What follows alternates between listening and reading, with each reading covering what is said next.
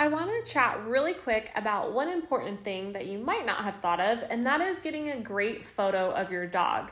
Now, most of us these days have smartphones, either an iPhone or an Android or Google, some type of phone that takes excellent pictures.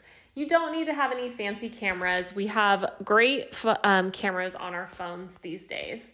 A couple things that are super important is one, natural light is best. Whether that means you're outside or by a window where there's diffused light, you want that light coming in facing your dog. Of course, you don't want super harsh light like the middle of the day in summer is going to create a lot of shadows on your dog's face. So I recommend either like that early morning light or closer to golden hour, which is towards sunset.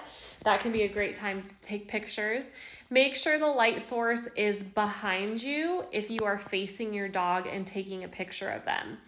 The second one that is really, really important, and this has to do with the proportions of your dog and making it easier for you to draw them, is you want to get on their level. For me, my dog is really short, so I have to actually sit like crisscross applesauce for my phone to line up right where her face is and her body. But you want to get on their level because that will just make the proportions of your dog look a lot better in the photo, and thus they'll look a lot better when you draw them. And then the last thing, and your dog might not need this, but I always keep treats in my hand because my dog will definitely, she knows the look at me command. So she'll look at me when I ask her and I have treats. So those can be really helpful.